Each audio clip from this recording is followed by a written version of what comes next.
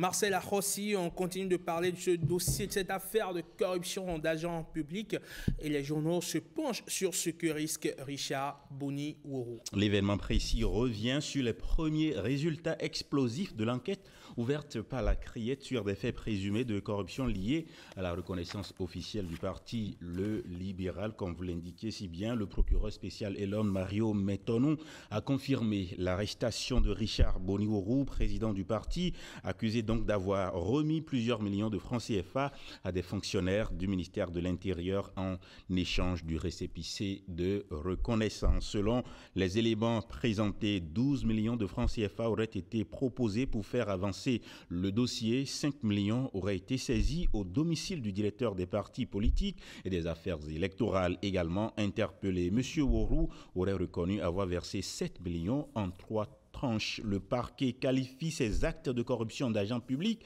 passibles de 5 à 10 ans de réclusion conformément aux articles 335 et 336 du Code pénal. Le matinal relaie l'intervention du haut-commissaire à la prévention de la corruption, Jacques Migan, qui salue la diligence du ministère de l'Intérieur et appelle à la rigueur dans l'instruction du dossier. Il insiste sur la gravité des faits, évoquant donc une violation des principes d'intégrité, de neutralité et de probité. Il exhorte les institutions publiques à renforcer leurs dispositifs de contrôle pour prévenir de telles dérives. Face à ces accusations, le libéral contre-attaque. Dans un communiqué relayé par l'événement précis, le secrétaire général adjoint du parti Semevo Amadidje réaffirme l'intégrité du processus ayant conduit au congrès du 5 avril dernier que nous avons tous suivi.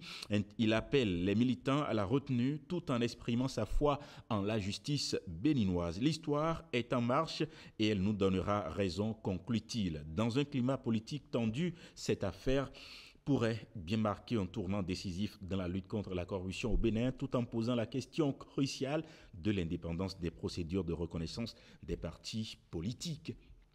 Et puis fraude bancaire au Bénin, la Nouvelle Tribune interpelle l'État. Bien sûr, la Nouvelle Tribune ce matin tire la sonnette d'alarme sur un phénomène qui secoue dangereusement le secteur bancaire. À travers une série de témoignages accablants, la Nouvelle Tribune met en lumière le calvaire de nombreux clients floués, contraints de se tourner vers les réseaux sociaux et la justice pour faire entendre leur voix. Le quotidien cite notamment le cas d'une cliente à Cotonou, victime de retraits inexpliqués malgré plusieurs réclamations restées sans suite. D'autres évoquent encore une opacité systémique avec des décisions judiciaires ignorées et des soupçons de complicité interne. Face à cette série noire, la Nouvelle Tribune appelle l'État béninois à sortir de son silence et à prendre ses responsabilités. Les mécanismes de régulation, selon le journal, apparaissent insuffisants, voire défaillants.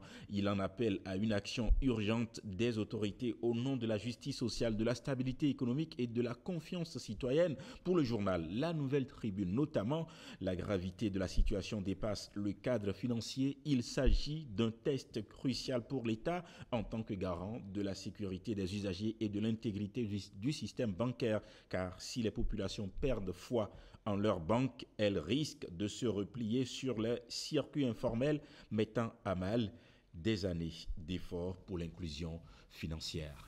Merci beaucoup à vous, Marcel. On se moi. retrouve demain. Avec le même plaisir. Et toujours le même punch. Toujours. Allez, merci.